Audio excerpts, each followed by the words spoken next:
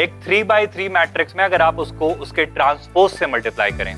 तो इस प्रोडक्ट का ट्रेस क्या होता है, कैसे निकालते हैं, डायरेक्टली एक टेक्निक सीखेंगे और समझेंगे कि कितनी जल्दी आप इन चीजों को वर्कआउट कर सकते हैं अपने एग्जामिनेशन हॉल में अपने स्कोर को ऑप्टिमाइज करने के लिए। सिंपल सी कहानी है, जैसे आप मान लीजिए आपके पास एक मैट्रिक्स है A1 B1 C1 A2 B2 C2 और N3 B3 C3। इसका ट्रांसपोज यानी कि आप इनके रोज को कॉलम से इंटरचेंज कर देंगे तो आपके A1 B1 C1 A1 B1 C1 column बन जाएंगे। इस तरीके से रो और कॉलम इंटरचेंज हो चुकी होंगी। जब आप A को A के ट्रांसपोज से या A के ट्रांसपोज को A से मल्टीप्लाई करें तो ट्रेस वाइज अगर हम देखें, यानी मैं डायगोनल के एलिमेंट्स को अगर देखूं तो आप देखिएगा गौर से A1 B1 C1 जब A1 B1 C1 से मल्टीप्लाई होंगे तो ये होगा A1 square plus B1 square plus C1 square. Second row में सेकंड कॉलम में जो एलिमेंट आएगा उसे देखिएगा, आप क्या करेंगे A2 B2 C2 को A2 B2 C2 से मल्टीप्लाई करेंगे और ये होगा A2 square plus B2 square plus C2 square. और इसी तरीके से आप A3 B3 C3 को A3 B3 C3 से मल्टीप्लाई करेंगे तो ये होगा A3 square plus B3 square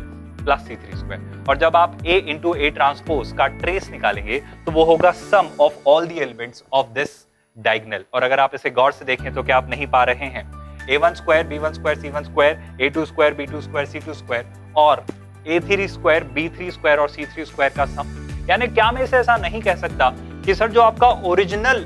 matrix था आप उसी के सारे एलिमेंट्स का स्क्वायर करके अगर सम कर देते तो ही आंसर आ जाता? तो क्या हम इसे ऐसा फैक्ट याद रखेंगे कि अगर किसी मैट्रिक्स को उसके ट्रांसपोज से मल्टीप्लाई किया जाए तो आपके उस प्रोडक्ट का जो ट्रेस होता है यानी डायगोनल पर मौजूद सारे एलिमेंट्स का सम वो कुछ नहीं होता, उस ओरिजिनल मैट्रिक्स के सारे एलिमेंट्स के स्क्वायर का सम होता है।